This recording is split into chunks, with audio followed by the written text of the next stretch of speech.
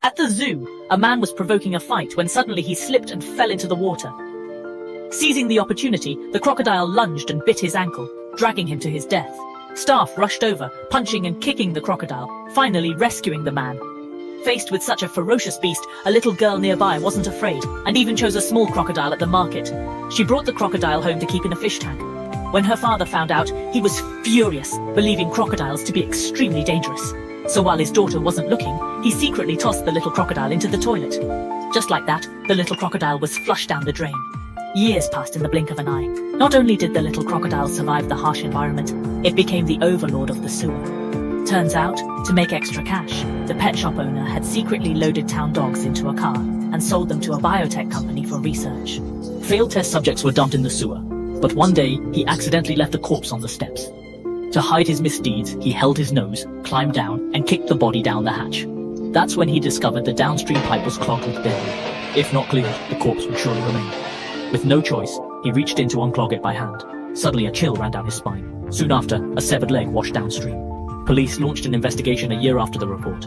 Forensics determined the wounds were from a wild beast, but how could there be one in the foul sewer? To get to the bottom of it, Maddie personally led her apprentice to investigate. To their surprise, the sewer was pitch black. The two walked on, soon getting lost. Luckily, their map proved useful as they continued down the corridor. Suddenly, a bloody figure appeared around the corner. The apprentice quickly drew his gun and fired, but the monster, a 100-tailed stone dragon, swatted him away. Maddie and her apprentice started running, with the monster in hot pursuit. They finally found an exit, but the tight cover wouldn't budge. The monster was closing in, and Maddie felt helpless. She could only watch as the crocodile dragged her apprentice into the endless darkness. To avenge his colleague, he devised many ways to kill the croc. He went back to the station for help, but his co-workers thought he was crazy. How could there be crocodiles in the sewers? A reporter soon heard about this.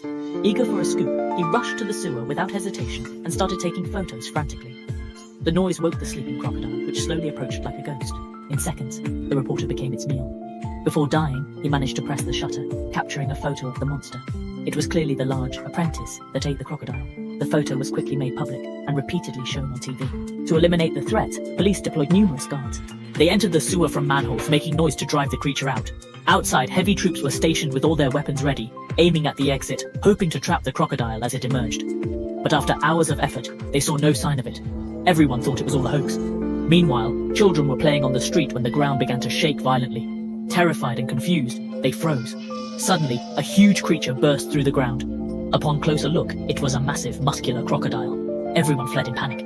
A police car rushed to the scene, but unable to stop in time, crashed into a parked vehicle. The police car finally landed after spinning 360 degrees in the air, but the door was jammed shut. As the crocodile approached, the man had to jump out and run. Unexpectedly, the croc lunged and bit, nearly dragging him into its lair. The man grabbed on desperately, but still lost a leg to the beast's jaws. After 12 years in the sewers, the crocodile now roamed the streets freely, like a bird escaped from its cage. When police arrived, the croc had vanished. The next day, they found huge footprints by the lake. Certain it was there, they bombed the water to flush it out. Days passed with no success. As people wondered what to do, tragedy struck again. A child pushed his brother into the river.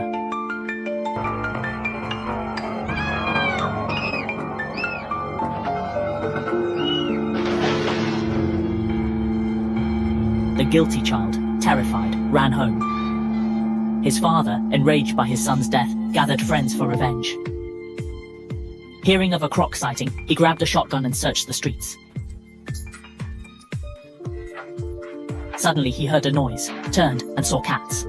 Startled, he stumbled. Then he spotted a blood-stained mouth in a corner and moved to investigate.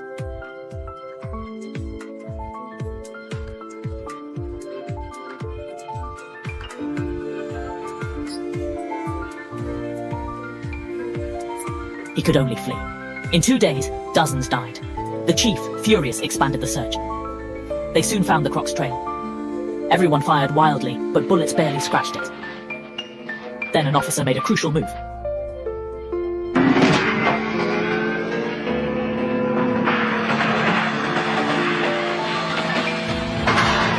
The crocodile once again disappeared from people's sight.